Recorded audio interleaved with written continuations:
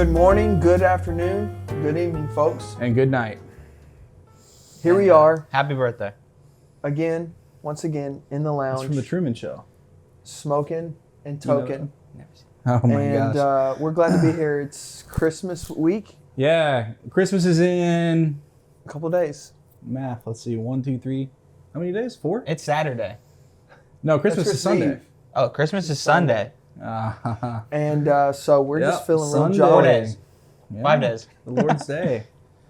And so, we're just glad to be here. We are. We're about to celebrate the birth of Jesus. Dude, speaking of birth, he's a dad now. Let's go. How's that been, man? I gave birth to a baby in a manger since the last time we were here. Oh my gosh. It's been great, man. Yeah. Yeah, I highly recommend it. Yeah. So what's your son's name? August. Named after the electric man, also known as St. Augustine. Yep. The greatest theologian of all time. Oh yeah, he's a good one. Besides Chad. Oh man. I don't even compare. Besides my boy Chad. Well, I appreciate So- that. Does your baby cry a lot? Mm-hmm. Yeah. Like That's normal baby cry or like a little over the top? No, I'm pretty Yeah. normal. Okay. Pretty normal right now. Yeah, I mean, they just cry a lot. It's just what they do. Yeah. They can't talk. Well, I had a nephew who always Just cried. nonstop. We'd go to like a restaurant with like it was my sister-in-law's, my brother's baby. So, and yeah, my mom would have to hold Dude, him I've done- for hours at a time. We've left him alone with grandparents As already. I say alone, that's We've young for that. he sleeps. Oh, he's He fine. sleeps in his own. He sleeps in his own room at night. We Yeah. took him Black Friday shopping. Nice. Hey, Taking to Chick-fil-A. hey. There you go. So I mean, the Lord's That's chicken. pretty much what else is there to do besides that? I mean, I it's know. Middle That's Tennessee. everything. Yeah, It's really. Middle Tennessee. So I mean, Yeah, sorry, it's not Los Angeles. he doesn't really like riding in the car, but Yeah. he'll get used to it. So, Oh man, but it's pretty cool, man. Not Good. gonna lie. that's awesome, brother. That's awesome. Well, So with it being Christmas week, Christmas. we're with it gonna being do- Christmas week, before you start, I got gifts for you guys. Oh, Oh, what the heck, man? Thanks, This was Mark. so expected. I No, it's unexpected, man. This is, I'm kind of upset I didn't get you anything. No, dude, it's totally fine. I was gonna write a card to you. I didn't have time. oh, Oh, dude. oh man. I made these before I came here. Oh really? Dude, That's why I was rushing. this is electric. Dude, my Wow. heat press was in Stephanie's car, so I had to use an iron. Wow, man. It was like, I rigged it, bro. I got one on myself. Dude. Oh my gosh. Oh, you were hiding it in there. Yes, sir. This is amazing. Dude, I might Jesus wear this Lounge. on Christmas morning. Dude, so I was This is sweet, before you man. started sending your merch ideas, I was already planning on making these, but since I got Okay. so delayed, I'm like, he's gonna think I'm copying him, but like, Yeah. this has been the work. So Well, Oh, well, man, that's thanks, awesome. Mark. of course, Well, The guy right there. you ready to start making a lot more? Because we need to start pushing. Dude, we some gotta of start this. selling some yeah, merch. Get it Paying out. for paying these let's bills. do it, bro. I've been waiting. Mark, that's incredible, man. Sell some Thank you. merch to pay. Of course. pay this. Merry Christmas. Yeah, Merry Christmas, brother. So, but yeah, so tonight we'll be doing a Christmas special, That's right. talking about all things Christmas. So what makes something a Christmas special? You know what I mean? Something it is all right. So it has to be. It either has to mention, Santa or Jesus, Yeah. or the weather nativity- or the weather. The weather, maybe the nativities Yes. in there a little bit. Yeah. And it has to be jolly. Mm-hmm. Minus, unless you're Elvis, then you can make sad Christmas music. Okay. But I like sad Christmas music. Bing I've been listening to Crosby, a lot of maybe? it lately. Bing Crosby makes Kinda- back and forth. Yeah, make it a little melancholy. Yeah, All right. Well, this will be definitely a Christmas episode. yeah, because we're jolly and we're Oh, talking yeah. about And the Jesus. CGI snow that Chad's adding in. yeah. Oh, As yeah. we'll be basically sitting in the snow. Yeah. So we'll just kick it off by what we're smoking tonight. Oh yes. All right. Well, I'll start. By the way, Mark's joining us on the couch tonight. Look, this is a Christmas special. You got to do things a little differently. We appreciate Mark and everything he's done for us, and we want just to have him share the sofa with us. And yeah, man, let us know what you're smoking, sir. Yeah. I'm smoking the. I always butcher the names, but this is the Cerberus. It's a new one for me. It's Nicaragua and Aganorsa. Don't know what that is, but it's good. Yeah. Is it Cerberus or is it Cerberus?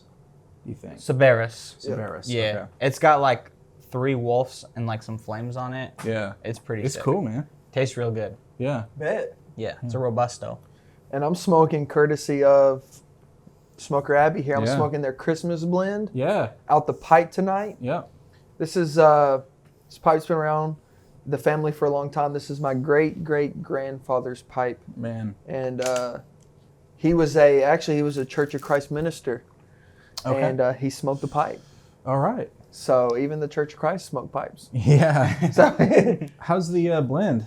it's pretty good. You like it? Is it holly jolly? It's holly jolly, little nutmeg, little Yeah. cranberry. Man, It's good stuff. that's sweet. It's good. Can't complain. Well, I'm smoking the Olmec. It's Nicaragua, dark body, and it's very good. Big fan of this. And Olmec. also forgot to mention, with this blend right here is made in-house by the Smokers Abbey boys. So come in to the Abbey, get you some Christmas blend, Yeah. Holiday spirit. get you a nice pipe, get you some cigars, and bless the family and bless the brothers and sisters with some cigars for Christmas. Yes. It's a good. Or it's a for a good gift. birthday or whatever it may be. Yep. Yeah. Or just cuz. Or just because you're feeling nice like Mark. Mhm. So, all right. So we'll just go right into it. We're talking about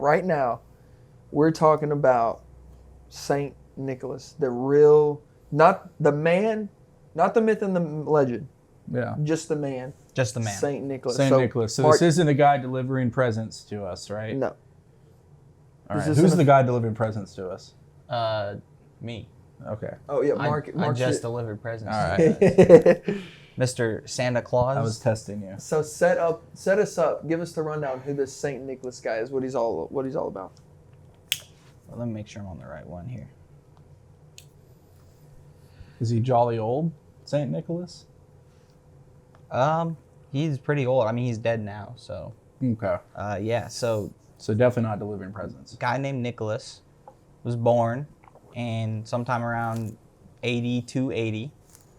Okay. Yeah, modern day Turkey, kind of like near that area. Yeah, pretty old. Mm-hmm. He was a saint. So this is early church history.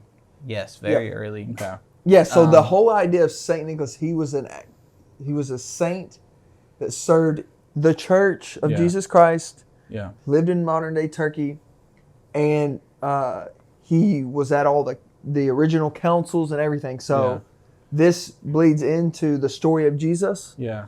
because it's only 200 years after Jesus It is. exits the earth. Yeah. So it's fairly.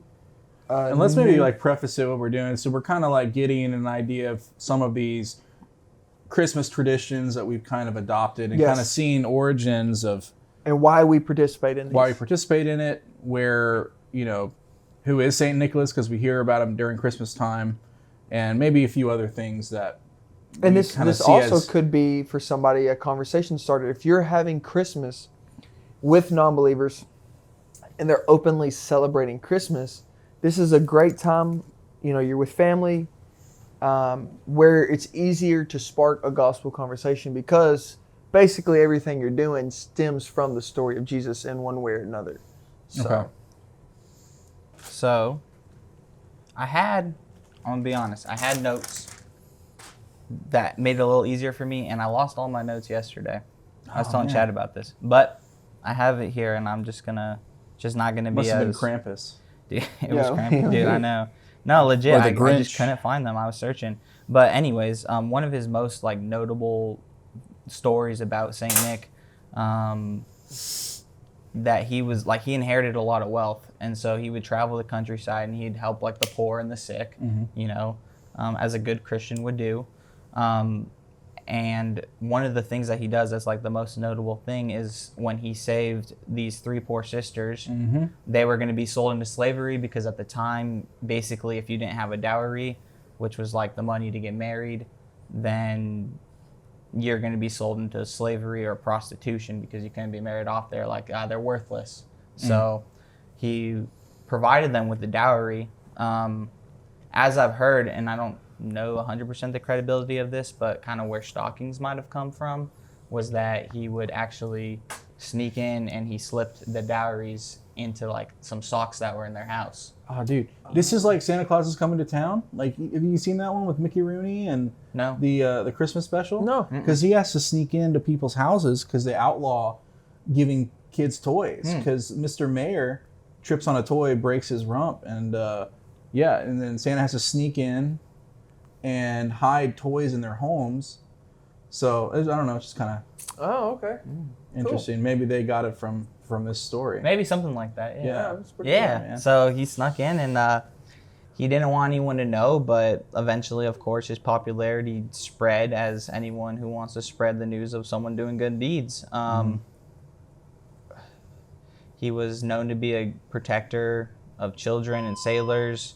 And so there was a feast day for St. Nicholas that was celebrated on the day of his death by the church, which was December 6th, which is my birthday, actually. Oh, Yeah. So it was considered to be like a lucky day, which eventually that day was kind of taken off like the church calendar once like the celebration of Christmas became more of a thing. So they moved it from the 6th and kind of incorporated him. into yeah, the exactly. Overarching Christmas Right. celebration. And so from Saint Nick, we get Santa Claus, the stories of Santa Claus. There's also a couple other places that a Santa-like figure, like in Germany, they celebrated someone. I forget his name. I think it's Sinterklaas. Yeah, Santa Claus. Yeah, I just Yep. didn't know how to pronounce it. And then like it wasn't until like a more modern day thing where Santa Claus started to become a thing, like with marketing, where companies would put it in like malls and stuff. Yes. And the picture we have of Santa Claus these days, well, Santa Claus was originally drawn as like an elf, and I think it was a Coca-Cola ad in a magazine. Is when I forget who it was, but then they drew Santa Claus as the jolly red magical being we see today. Well, and what are Coca-Cola's brand colors? Red and white. Red and white. And what is jolly old Saint Nick, Santa Red and Claus white. wearing? And what's the one thing you see in commercials is just like that fresh, cold, ice cold, crisp there's a Coke lot and of- Santa Claus just goes hand in hand. Yep. And as me and Chad were talking about earlier, he doesn't like Coca-Cola, and it's my favorite soda. So Oh man. R.I.P. to the Coke. Yeah. yeah, Who endorses Sprite, the Tooth Fairy? I don't know. I like Easter Sprite. Bunny. Who? The Easter, Easter Bunny. Bunny. Easter Bunny. All right. Yeah. I mean, we got Sprite Cranberry though for Christmas. Oh, Yep. man. Love Sprite Cranberry. Love anything with cranberry. Okay, so here in the pause, give us some rundown of the Roman holiday, because essentially what happened was every holiday that is Christian, Easter and Christmas are your primary two that everybody celebrates, were Roman pagan holidays. Give us the rundown on that. Well, it's interesting that you say that, because I'm kind of coming at an angle of almost a defense of Christians celebrating the birth of Christ on Christmas. And is that somehow participating in any kind of paganism by doing that? And I have some notes on this, and you hear a lot, well, Christmas is really a pagan holiday. It's celebrating Saturnalia or Sol Invictus, or it's not the birthday of Jesus, it's the birthday of Mithras or Horus or Dionysus. I'm not sure. The sun god, right? Yes, and Lowercase g. We got lowercase g. yeah, lowercase g. And so I guess I'll kind of start this off by proposing the question, is there anything wrong with celebrating Christmas as a Christian? Right? And so Christmas is not in the Bible, right? No. But the event that we celebrate Christmas in the for Bible. is in the Bible. So starting out with that, we clearly see in the Bible, do people celebrate Jesus' birth in the Bible? They do. I think they do. The Magi travel hundreds of miles to bring gifts to the baby. The shepherds leave their job to go see Christ. Yep. the angels proclaim his birth. So there's obviously a celebration there. So I think it's definitely a good thing for Christians to celebrate Jesus' birth. So, Amen. and so yeah, there isn't anything wrong with celebrating Jesus' birth. So that's, just something I think that can kind of clear the air on that. Now, how about celebrating it on December 25th? Is December 25th the day? Is that pagan? Right? And that's the big question. And I brought up before, people claim it's the birthday of Mithras, who was a there's a Greek god, there's an Egyptian god, Horus, who they kind of, they just happen to share the same birthday as Jesus. Yeah. December the 25th.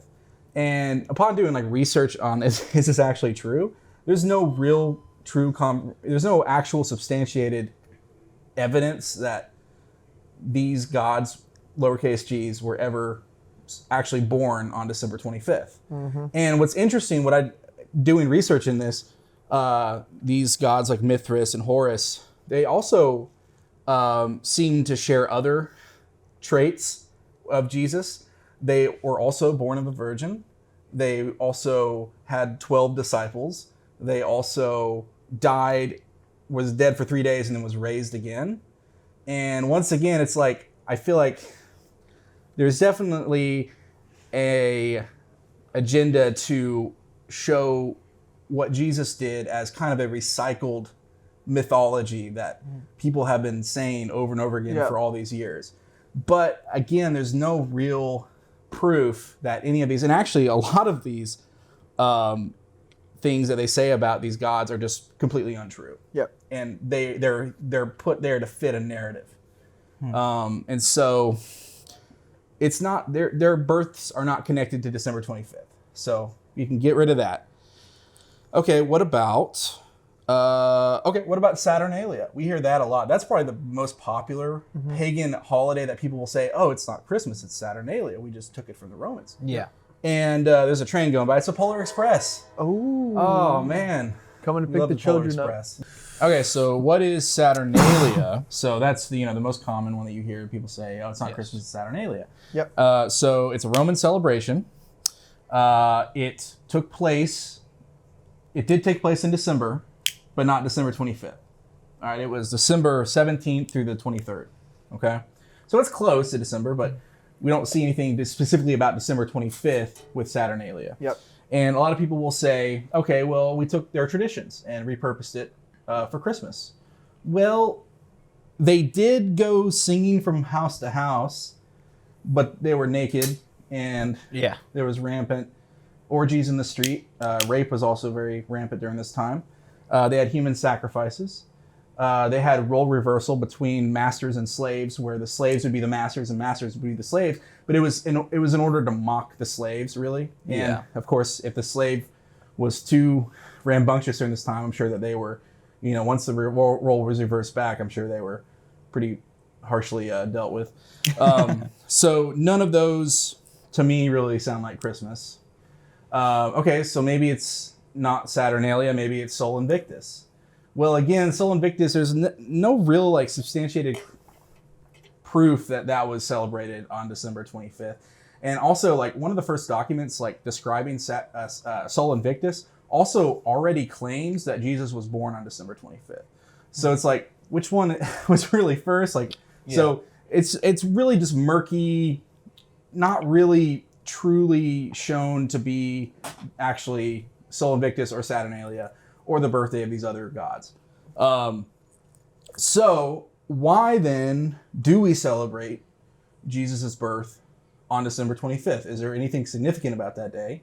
And I will tell you that no one really seems to know for sure why December 25th was picked. Mm-hmm.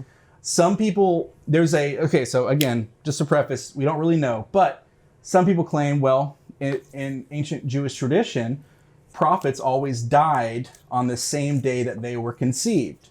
So if Jesus died during Passover on March 25th is the date given, then 9 months after March 25th is December 25th.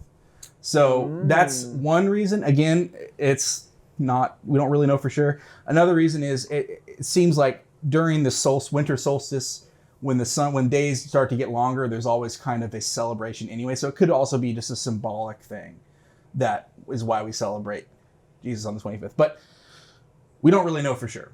And I think since we don't really know for sure, we want to be careful whenever we start making these absolute statements about these things, especially something that's kind of, I mean, this is kind of, it is definitely a secondary issue, but it can kind of be a big debate among Christians and even non-Christians and Christians. But we don't really know for sure. So I don't think there's anything inherently pagan about December 25th. It doesn't seem to be anything directly pagan about that. And so let's say if we are celebrating Christmas by setting up a Christmas tree or singing Christmas carols, are we participating in any pagan activities? Well, the activities themselves aren't really what's pagan, it's the purpose behind them. Yeah. So if you are doing all of these things unto the Lord, we shouldn't have any issue with that. And I bookmarked, if you want to look up Romans 14, 5 through 6, I think that's a good verse to kind of show how Christians should go about their daily routines. You want me to read it? Yeah, go ahead. One person esteems one day as better than another, while another esteems all days alike. Each one should be fully convinced in his own mind. The one who observes the day, observes it in honor of the Lord. The one who eats, eats in honor of the Lord, since he gives thanks to God, while the one who abstains, abstains in honor of the Lord and gives thanks to God. Mm-hmm. So it seems to me like the Bible's stance on this is like, hey, you want to celebrate Christ's birth on December 25th?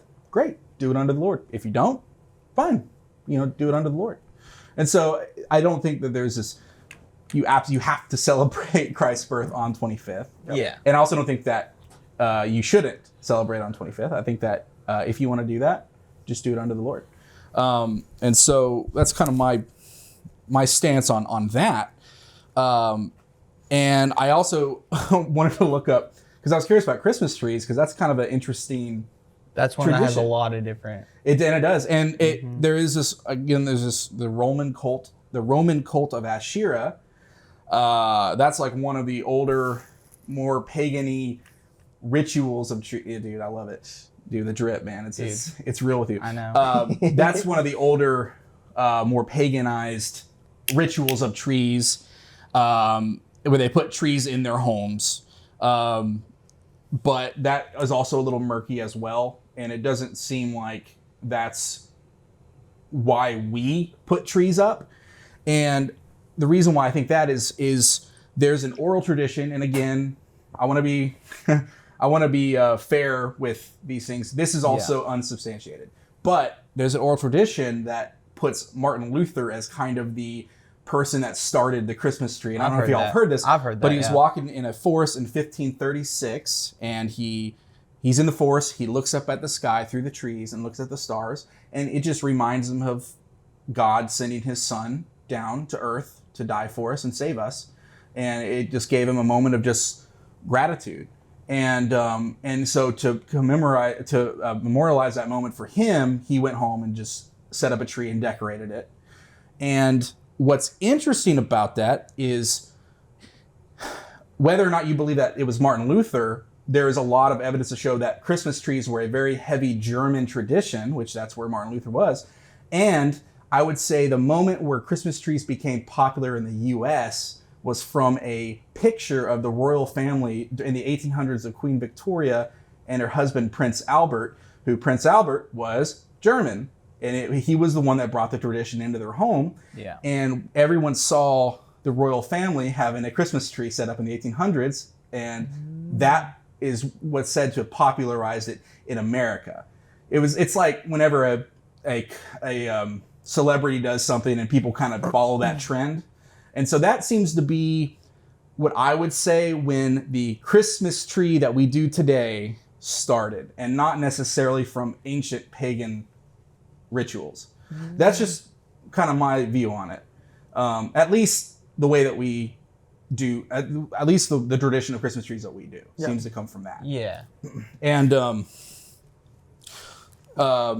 also I wanted to just kind of talk about holidays in general and how Christians should view holidays outside of the Bible, right? Because obviously, like in Exodus and Leviticus, God has the Israelites celebrate a lot of these holidays that memorialize events that the Israelites went through during the Exodus and during their time in the wilderness, one of them being Passover, right? Mm-hmm. And so the Bible does give holidays that the Israelites celebrated. And so the question is, can Christians celebrate holidays that aren't given from the Bible? Well, Jesus did, because it seems like he celebrated Hanukkah, Festival of Lights, which took place after the Old Testament, between Old Testament and the New Testament. Right. So Jesus celebrated Hanukkah, which wasn't a biblical holiday.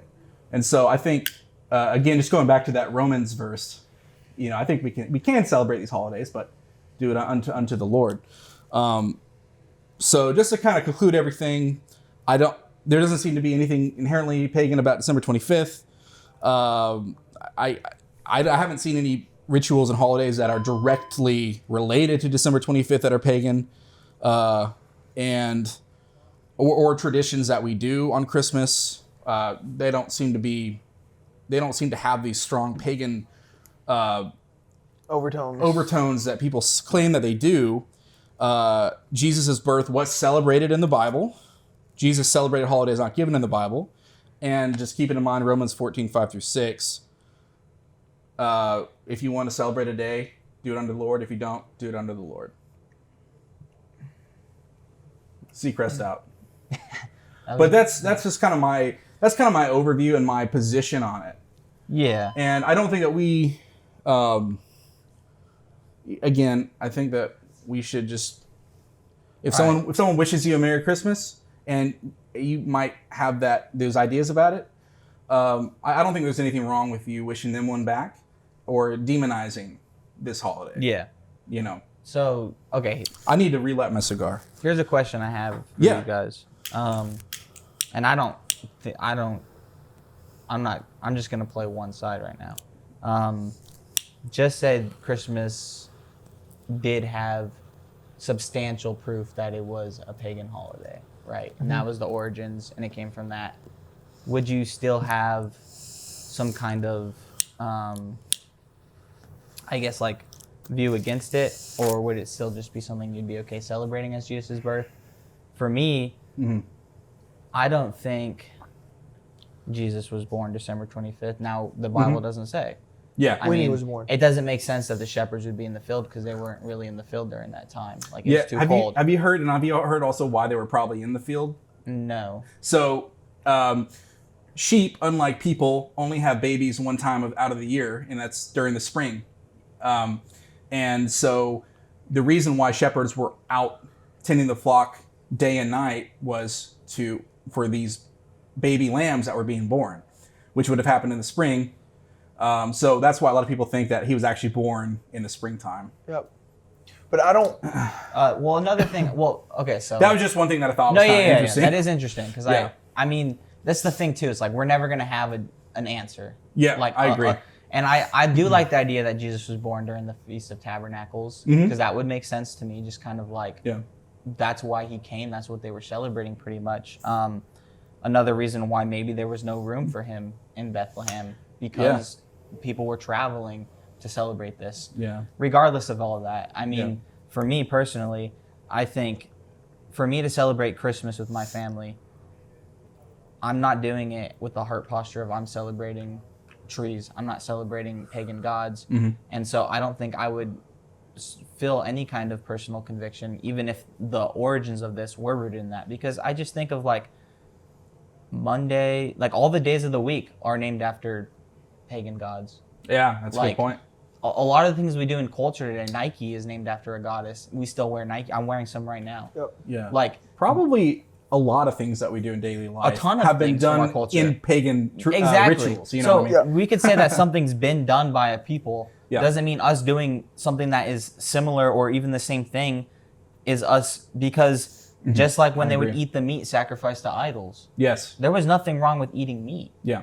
And some people didn't have that, the mature Christians didn't have that view that it was a personal conviction, Yeah. but they were just told not to do it if it was going to make their younger brother stumble. Sure. So for me, it's not like I would have some kind of, I don't think I'm celebrating a pagan holiday. I think I'm celebrating it. Now, personally, to just a little backstory on me, my family hasn't celebrated Christmas since I was probably like 6 or 7 years old, because my dad did a deep dive into like the origins of Christmas, and he felt a very personal conviction about it. He was born in a very Catholic Italian household. He was an altar boy. He wanted to be, a Catholic priest. So like the Catholicism aspect was something that was a part of his life from a very young age. And then, as he grew into like Christianity and really was saved, it was something that like was hard for him to grasp, like how the Roman Church could take this. And so it was definitely a personal conviction for him. And I respect the fact that for him, he wanted to lead his family in the way he thought was, truly godly. So I never like, and while I disagree with him, and I have a Christmas tree up in my house, and me and my wife are celebrating Christmas, it is still something that stuck with me. Yeah. And I still understand his heart behind it. I've definitely been on the view of like, I don't know, it's hard for me to celebrate it as Jesus's birth and make it a Christian holiday. But I feel like this year I've just really been asking God to like give me a stance on it, because I feel like I've been pretty not sure on it. Sure. And I feel like that's coming to me where maybe I don't have a problem celebrating Jesus's birth on it. But the thing is, we should be doing everything we do to Jesus. Yep. So that's every day we should be celebrating Jesus coming to this earth. Yep. Yeah. We're not gonna say, oh, I only celebrate Jesus' death on Easter, which was Ishtar celebration anyways originally. Yeah. So funny enough, my family calls it Resurrection Day. And I would probably argue that that's probably the most important Christian holiday. Definitely. is Jesus' resurrection. Absolutely. For sure. Yeah. But like again, none of these holidays are commanded to us, so it's No. not something that we have to do to be saved. But Nope. I think it definitely adds to life. The Christmas season adds to life. Now, when it becomes a materialistic thing, And that's where I was going to go with where it Yeah. becomes a greed thing, we're getting in debt, we're not doing godly things, I think Right. that's a sin. But that is everyday life. Yeah.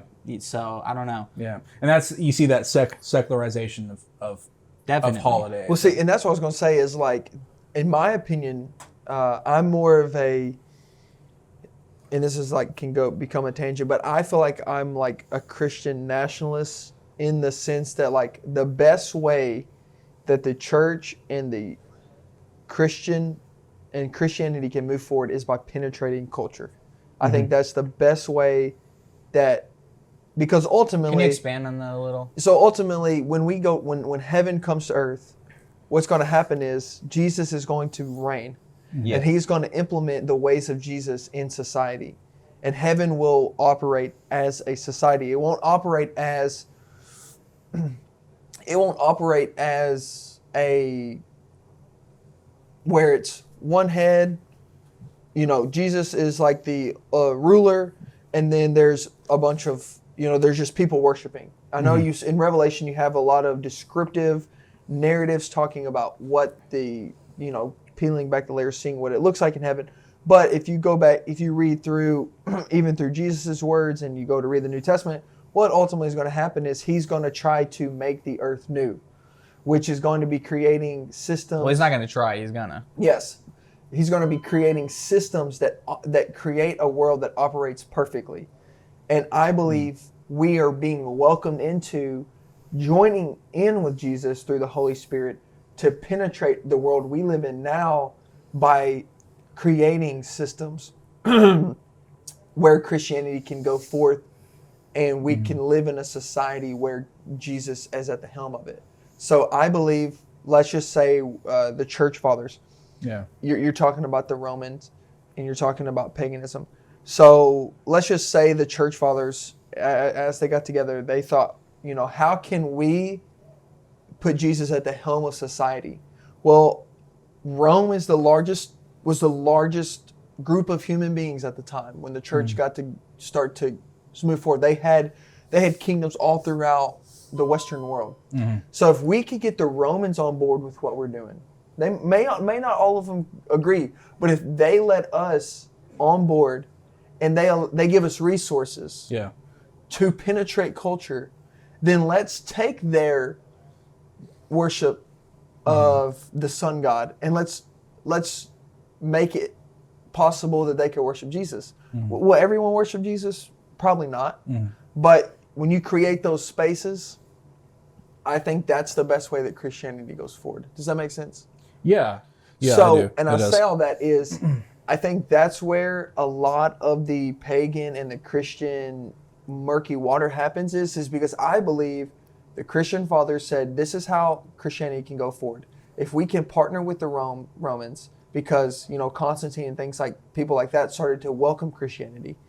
And then you had the Roman Catholic Church. What now the Roman Catholic Church is not as honoring to the Lord as it used to be, but for centuries it was wonderful for the world. Yeah. I mean, look at what happens when Christianity penetrates society and joins forces and gets resources from the society. Yeah. You have hospitals. Yeah. You have worship centers. Yeah. You get freedom of speech. Racism begins to dissipate.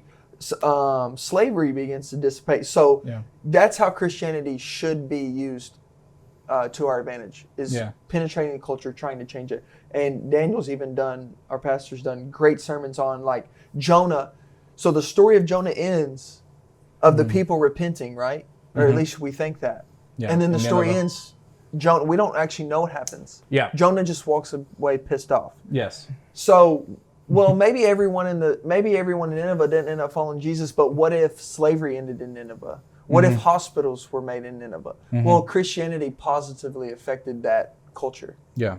So I think that with Christmas, it's a net positive for society. Moving. But now, and then what I was going on to say is you talk about now the sins of Christmas is me and Bailey have had conversations of like, okay, we love Jesus. Yeah. We love celebrating Jesus. We believe that Christmas is a time to celebrate the birth of Jesus, Jesus coming in flesh. Whether that's recognizing him as being born as a baby in a manger or just reflecting on the fact that God came as a human being to free us from our sins. Christmas is a time to specify that celebration.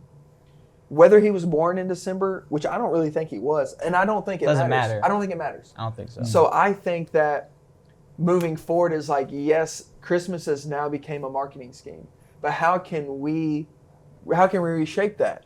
And so, like, for example, me and Bailey, when we do Santa with August as he gets older, is we're not going to do, Santa just brought all of Walmart. I got problems with Santa. Yeah, I got problems with Santa too. I got big problems with Santa. And so our idea is...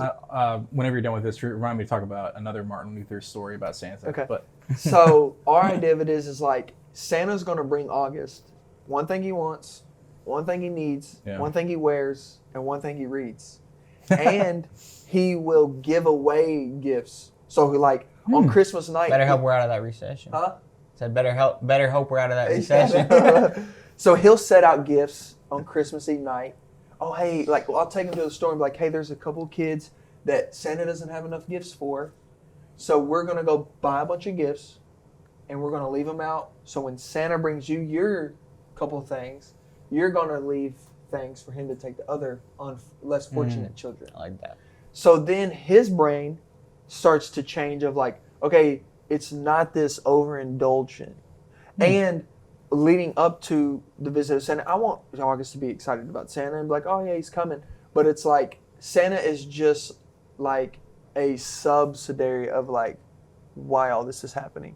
So if we as Christians begin to practice, because I know a lot of Christians who don't celebrate Christmas like that. They join in the sins of the world and they buy and go crazy. And Jesus is left, sitting in the back of the bus not celebrated. But they're like, oh, well, we tell our kids that he's the reason for the season. And then you see all these churches do these big, extravagant Christmas specials. But performances. No one leaves actually transformed by the fact that like God was so humbled himself so much that he came as a baby. And it should change our perspective of the world. Yeah. But they go Black Friday shopping, which I love Black Friday shopping, but they go Black Friday shopping and their heart's not on Jesus. Yeah. So now we're at this crossroads where Christianity has been a net positive in the Christmas season for centuries now, changing culture and being a light on a hill. But now it's being dimmed by, consumerism. So now we're at this point where how can we change the narrative back to what it was? Because ultimately Christmas is becoming pagan again. We're worshiping gifts.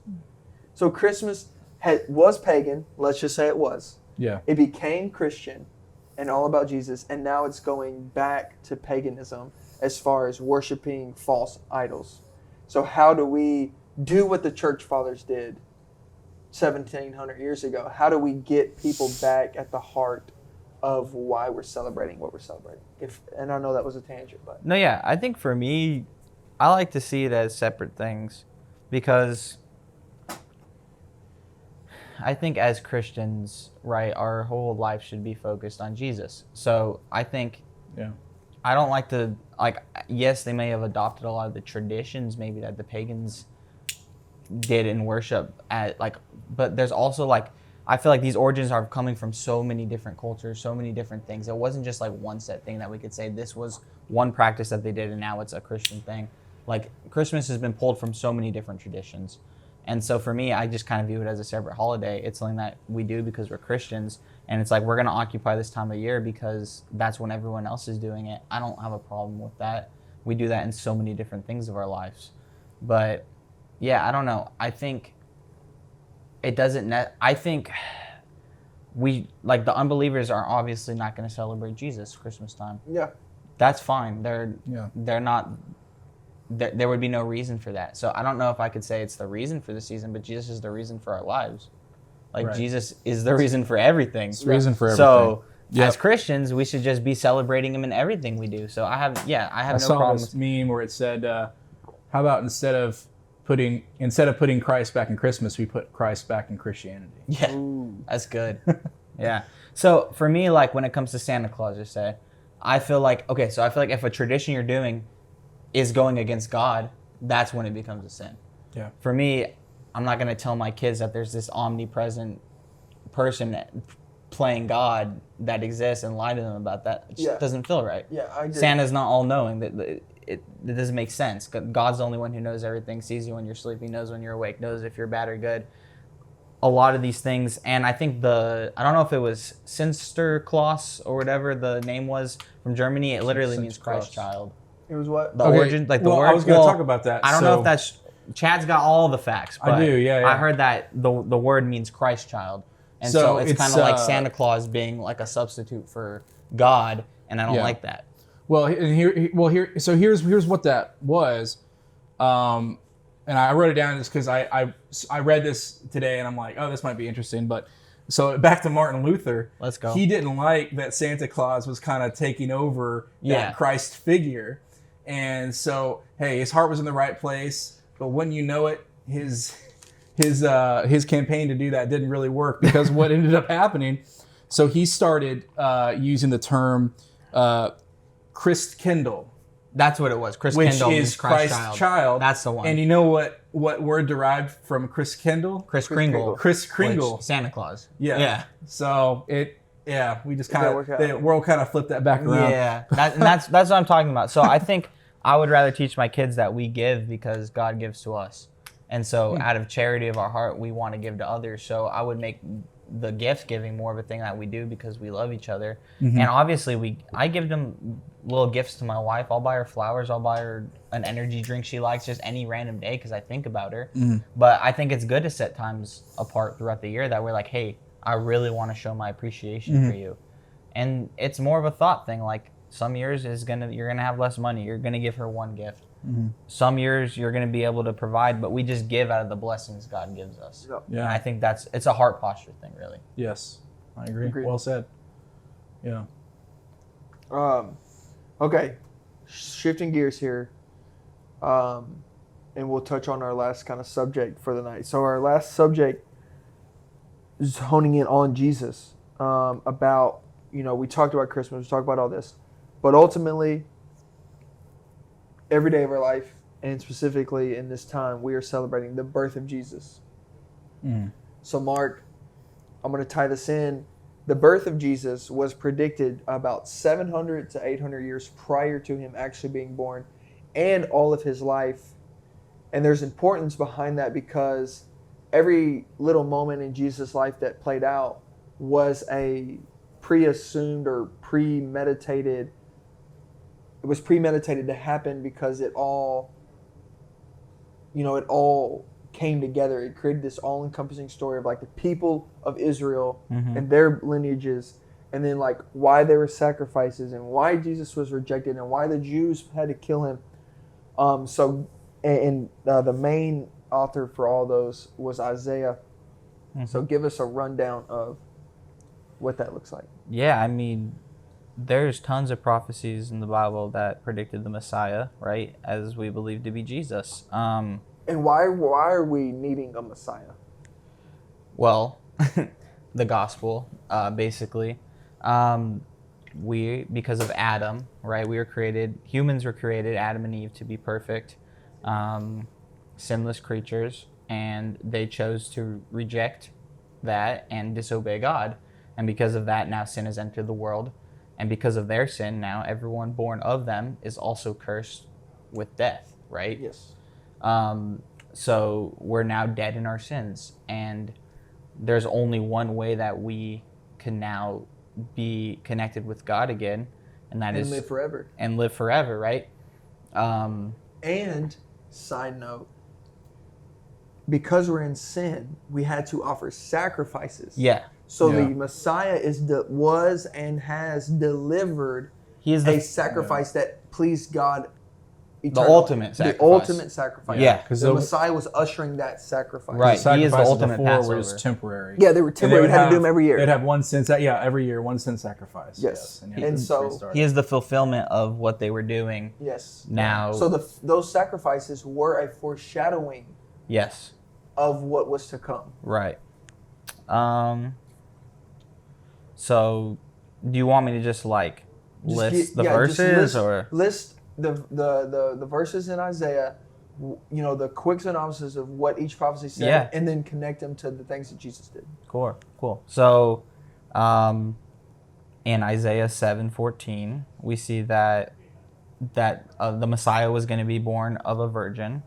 That comes from the line of David, and we see in the Gospels that's exactly what happened. Literally, verbatim. Yep, born of the Virgin Mary, obviously.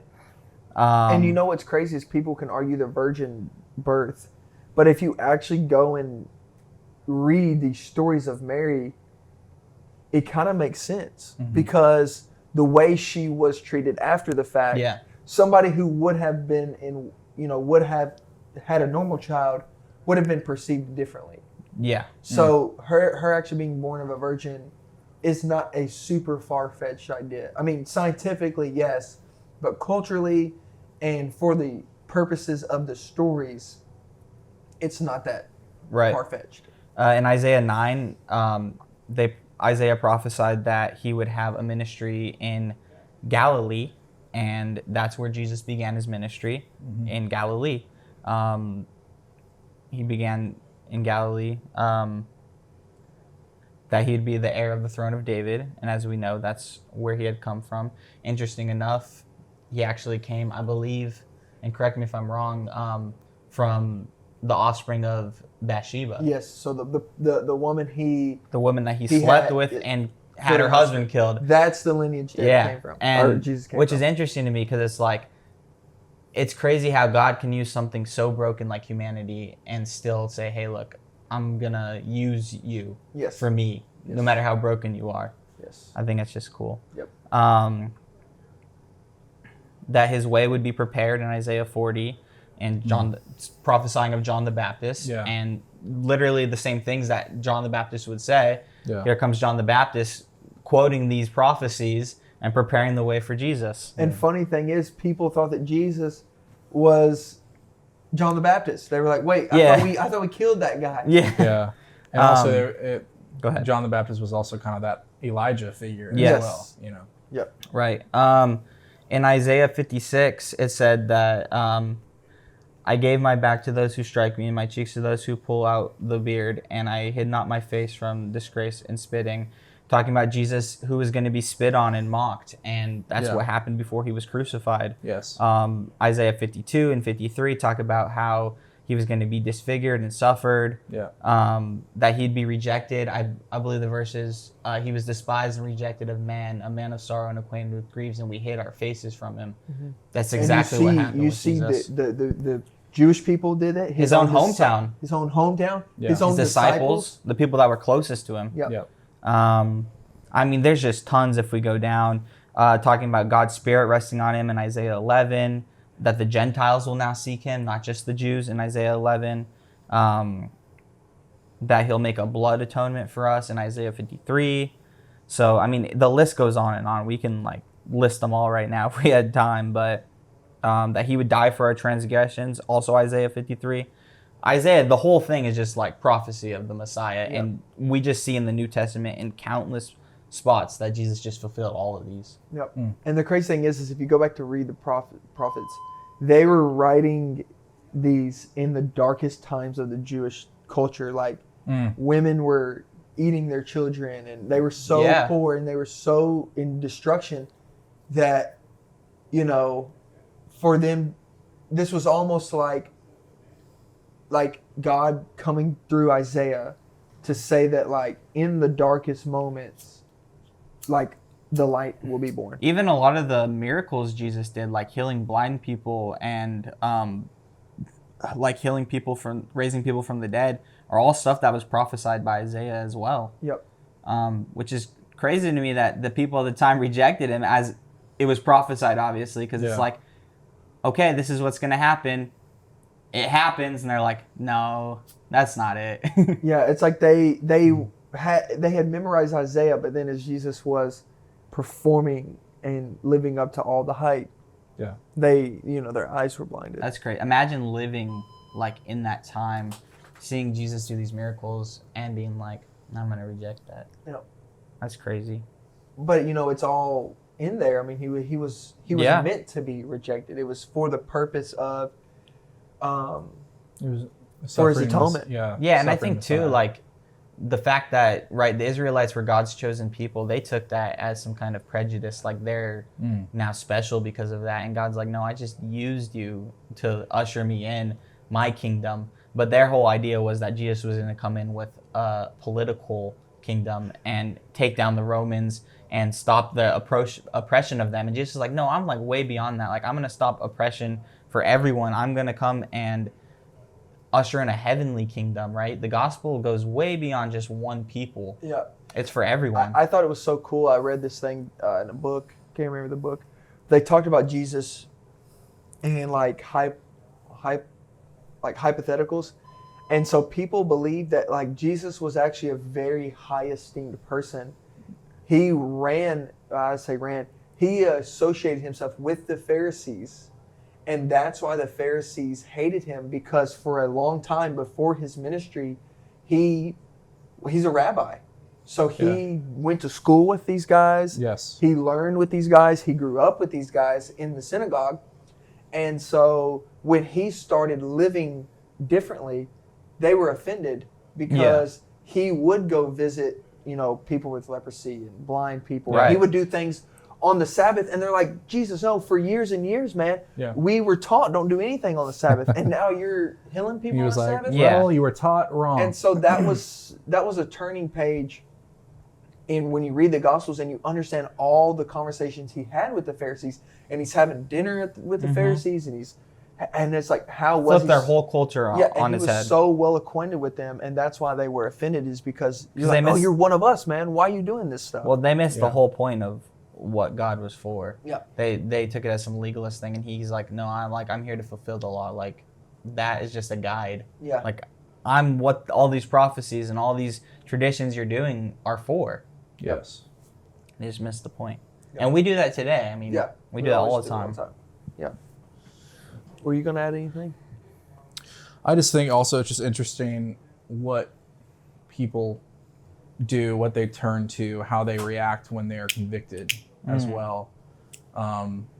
Because it kind of makes sense why the Pharisees, to quote a DC Talk song, the Pharisees tripped when they heard him speak. Classic. And because this was their tradition, and a lot of these were their oral traditions that were added on later. And it's funny to see even when our backs are against the wall and we're challenged on things that we might do today, that there really is. And I think everyone gets convicted a lot. And it's are you humble enough to say, okay, maybe I've got this kind of wrong, and Jesus at the time, or nowadays, the Holy Spirit might know what is the true way, because he is the true way. Yes. Yeah. Hey, but doesn't that tie into like what we do, like Christmas traditions? Like for me to say like, hey, if you're not celebrating Christmas this way, you're not doing it the right way. It's not godly. It's like, oh yeah, that's what the Pharisees were doing. You're not celebrating the Sabbath the right way. And God's like, no. Yeah, because Like, you're not. Your heart is not in the right place. You're not celebrating. Well, there are things that we find enjoyment out of Christmas, but ultimately we're not. Christians aren't celebrating Christmas for ourselves. Yeah. You know what I mean? Yeah, it's and just reading through Isaiah and seeing how it all just points to Christ, and they had this, but yet they still did not see him when he was there. Yeah. At least the Pharisees didn't. Okay, so now moving on to our Moving right along here, we're gonna talk rapid fire round here. Oh, let's go. So, give me, Mark, you go first. And we're gonna go tiers. Just tier time. Okay. Okay? Tier time here. No First crying, tier, though.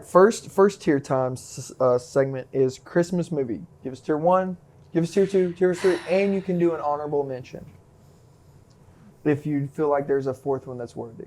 Okay, well, this is hard for me because, like I said, growing up, my family didn't really celebrate Christmas. Now, we watched Christmas movies before, so a lot of them I don't remember very much. Santa Claus, the first 2 Santa Claus movies, though, have always been something I really liked. Tim Allen. The second one where they clone Santa Claus and it's like evil Santa. Yeah. I mean, I don't like Santa, obviously, but, I mean, it's a movie. Like, it's obviously fictional. Santa Claus 2. It's a movie. Yeah. No, yeah. I always like the Santa Claus movies. I feel like there's a lot of debate on A Christmas Story. Either you hate it or you love it. Yep. It's nostalgic for me. Right. The new one that came out is just absolute garbage. Yeah, it's super garbage. Yeah. But, All right, so tier 1 is Santa Claus. yeah, I'd say the first 2 ones. The third one was terrible. Yeah. Tier 2 is A Christmas Story. Okay, that's Tier- fair, yeah. tier I'd say three that's for fair you? for me. Tier 3? Well, throw some Christmas movies out there and my memory might be refreshed. All right, you've got the Home Alones. You've got Four Die Hard. Christmases. Die Hard. That's number 1. That's your tier 1? You Yeah. just flipped it? Yeah. Oh, that's If we're that's counting as a bad. Christmas movie, I'm not counting that's it as a a good Christmas movie. movie. That's a good movie. If you want to make it a Christmas movie, go ahead, but I'm not. We'll just Mr. keep it up Magoo's- we'll keep it up there as an honorable mention. Okay, that's your all right. So, but you never gave us tier 3 then. We'll throw some more movies out there. All right, you've got the Home Alones. You've got Home Alone. you I got Fred. watched You got them, but- Fred Claus. You got Four Christmases. You've got the Polar Express. You've got Klaus. You've got I haven't seen it yet. Klaus is Fire. You've got Miracle on 34th Street. Elf, Miracle on 34th Street, Planes, Trains, and It's a Automobiles. Wonderful Are we Life. counting A Nightmare Before Christmas as a Christmas If movie? you want to. I'm gonna put that. Tier 3? Yeah, And Die Hard is your honorable mention. sure. All right, number 1 is Elf. Oh, Number 1's What? Elf. No, wait, hang on. Elf. Yeah, Elf's number 2 for me. Elf's number Okay. 2 for me, and then A Nightmare Before Christmas, Die Hard, honorable mention. A Christmas Story. I could leave it. Okay. Yeah. All right, number 1 is Elf. Wow. Number 2 is A Christmas Carol Muppets. Ooh. Nice. Michael Caine. Yeah. And Kermit was in it too. Isn't that cool? And then number 3, A Christmas Story. Okay. Honorable mention is Scrooge 1970 musical. What? Wow. All right, here we go. Let me just give me a second. I just need to refresh my memory here. Oh, well, I also like Rudolph the Red-Nosed Reindeer. Yeah, everyone Like likes all that. like the animated ones. Everyone likes that. Yeah. A Christmas Vacation. I haven't seen it. Don't love that one. Okay. It's a little too hectic for me, but it's good. All right, so All right, top- tier yes. 1 for me is Home Alone 2. The second one. The second one. They were Really? playing that one out there earlier. Home Alone 2. Those movies are so corny. It's on It's November good, man. 17th. Home Alone 2 is The coming Sticky Bandits. on. When you say the Scrooge, are you talking about the Bill Murray one? No, The one before that? no, it's old it's one. called Scrooge. Bill Murray was Scrooged. Scrooge, duh. This one's Scrooge where Alec Guinness plays Jacob Marley, and Dude, there's just so many good Christmas. All right, Yeah. tier 2 for me. I love The Grinch when I was a kid. Tier 2 for me Yeah. is Fred Claus. Never seen it. So good. So freaking good. Tier 3, gonna be the Santa Claus, number 1. okay. Yep. And I'm gonna have a couple honorable mentions because they just deserve to be announced. Four Christmases is a classic Christmas movie, and it is so good. Klaus is phenomenal. Haven't seen Klaus. Dude, you have to see it. Okay. I could say the animation on it is beautiful, but Oh, I yeah, haven't the seen it. animation I on haven't Klaus seen it, is but I've seen the amazing. trailers. I'm not a huge fan of The Grinch. Really? So that's not an honorable mention. Okay, so is that the Jim Carrey one or is that the newer one? The Jim Carrey The one. Jim Carrey one. Okay, all right. Yeah. Yeah, it's okay. I mean, I'll watch it, but it's okay. And I'll give you one more honorable mention. I've watched so many this year. I'll go Home Alone 1. All right. I'll go Home Alone 1. Home Alone 1. Big Home Alone guy. I'm a big Home Alone guy. Yeah. I used to watch Kevin them. McAllister is the GOAT. Yeah. All right. And so it's been 13 years in the making. Avatar 2 finally came out. Avatar 2 finally came out. Mark and I, we saw it Friday. Oh, you yeah. saw it? Oh yeah, best movie I've ever seen actually. No. It's his best movie he's It's ever so seen. good. Are you serious? Everyone else says Dude, garbage. no, it's so good. Bro. It's so good, bro. No, it's probably the worst movie I've seen in the last 10 years. Yeah, everyone says it's garbage. Yeah. I'm not So gonna it go was watch filmed underwater. Can you look up just like Avatar 2 technological breakthrough movie or they achieved something on it, and I think it was they filmed everything underwater. They mocapped underwater. Did Are you they? serious? I think. Check that and see. I mean, How if did I they know- film underwater? I know the first one had a lot of mocap Underwater breakthrough. camera. Like the first one when it came out Oh, had yeah. a lot of good Oh, like The first yeah. one is technical. phenomenal. I haven't seen it. I'm gonna be honest. Oh, the first But one I is saw amazing. I saw a rundown like this looks just as stupid in my opinion. No, the first one is really good. So you like the first one? I like the first one. I liked it better than this one. I like the first one. Have you seen the movie Nope? Yes. That Yep. super off topic. I'm sorry, but A good one. the day for night shots in that. Yeah. All the nighttime shots were shot in the day, Oh. and they used infrared cameras with the IMAX cameras to capture more of like the dynamic range and wow. and the shadows to bring it back. And like, dude, I watched a breakdown on that. It's insane. What? It's- That's crazy, man. And the movie, I like the movie, but like just knowing sorry. Wow. Okay. All right. So while he gets that, all right, our next tier time will be Christmas songs. Okay. Here, I got some for There's you. so many. I love. So I don't know if I can order them, but I love the Christmas song by Nat King Cole. Okay. It's a good one. That's a good one. I love. I love Jingle Bell Rock, Okay. and then I like Little Saint Nick by the Beach Boys. Honorable mention. Yeah. Mariah Carey. Okay. No. I was gonna say. No. Feliz Navidad. That's a good one. Ooh, Ooh. little culture. I want to Okay. wish you a Merry Christmas. All right. Tier 1. Santa Claus is coming to town. Elvis Presley. Of course. Okay. Number 2. This Christmas by Donny Hathaway. Okay. Number 3, Santa Baby, the original. No other rendition. Santa baby. I don't like that song. Oh, I love Not a that big song. fan of that. No. Oh, I love Not a that big song. fan. I love that It's song. pretty annoying. I love that song. Honorable mention, Blue Christmas. Elvis Presley version. Oh, the king. The King, man, he makes the best Christmas music. I don't know if I have any favorite Christmas songs. I like Christmas music. It just gets me in the in the season, the feeling. Also, I love that one. I love the one by Paul McCartney. That's also a good Christmas song. Yeah, wonderful Christmas Yeah. song. That's a good. One. I like O Come Emmanuel, but Tyler Joseph from 21 Pilots sang it. He did a version, and I really like it. It's kind of dark. It's a little moody. I like 21 Pilots. I grew up listening to them, so. Okay. That's your first one? Man, I like a lot of the ones Chad mentioned, but I don't know if I have a lot of favorites. Well. Yeah, I like all the classics. Yeah, I mean, I literally was just listening to a playlist of them, and I'm like, yeah, these are all good. Yeah. Okay. Yeah, Fair enough. Definitely. It'd be hard for me to rank them. Again, like, I didn't grow up in, like, over the last 10 plus years with a lot of Christmas in my life, so for me, I feel like it's not going to be as prevalent. But I'm now, starting to you go. build traditions and stuff. So in a couple years, you'll have a much more concrete Definitely. view of Christmas. When we do our Christmas special next year. Yeah. You have a better. Definitely. Okay. Is Michael Bublé a good Christmas legend? No. You not on the Michael Bublé train? I had a friend back home who used to play him during the Christmas season. It was chill. It's okay. I'm But not it's a- just the like best. pop, like retail store music. I mean, Elvis is the I'm best. not a middle-aged mom, so I don't Yeah. listen to Michael Elvis is the Bublé. best. Elvis is the best. We can all agree with that. All right, give me a. All right, no. All right, last tier, Christmas legends. So, What does that mean? like, I believe Elvis Presley. All right, here we go. Tier 1, Elvis Presley is a Christmas legend. He is cemented in the Christmas season. You have to play his music. Tier number 2, Vince Vaughn is a Christmas legend. He makes the best Christmas movies. Tier 3, Tim Allen, Christmas legend. Yeah. Probably Jesus. Yeah. Jesus. I mean, honorable mention. Nimrod. You like Nimrod? No.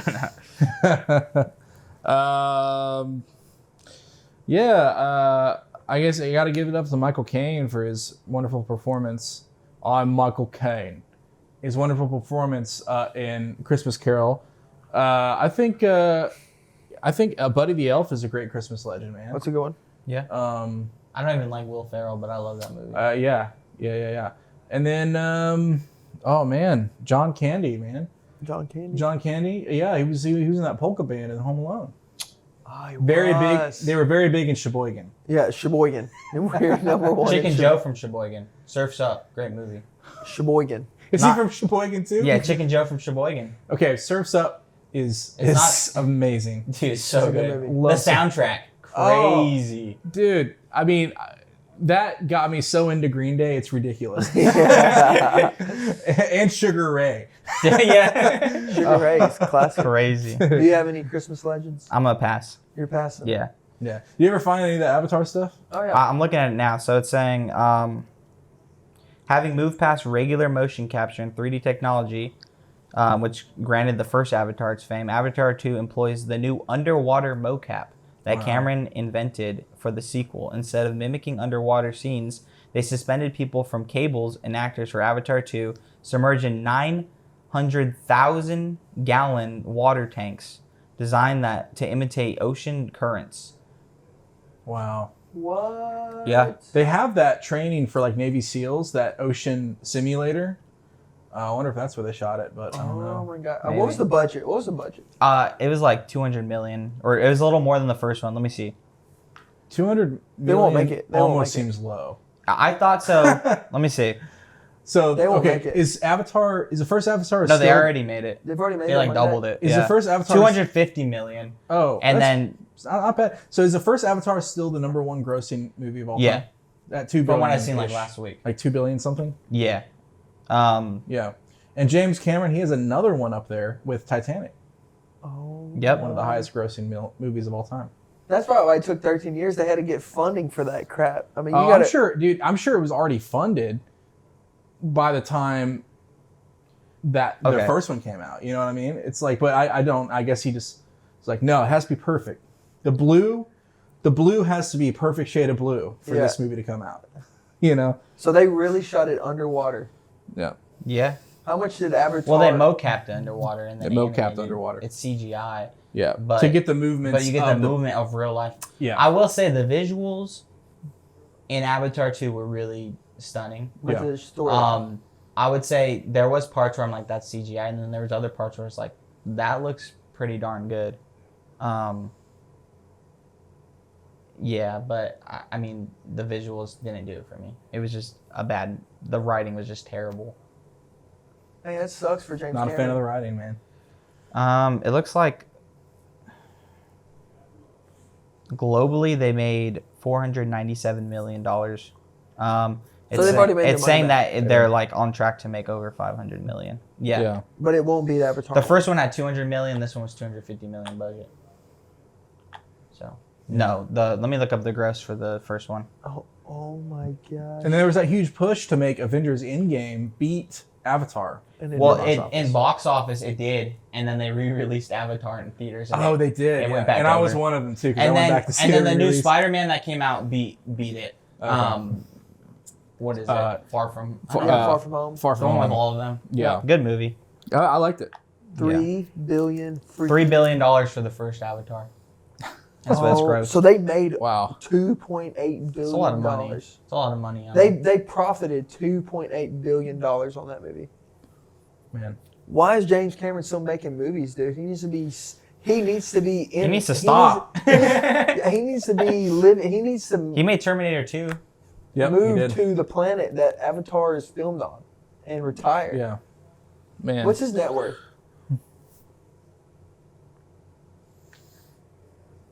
Probably at least $3 billion. I'm not a James Cameron fan. No. Who's your favorite movie director, Trey? Whoever did the Batman. Which Batman? Christopher Nolan.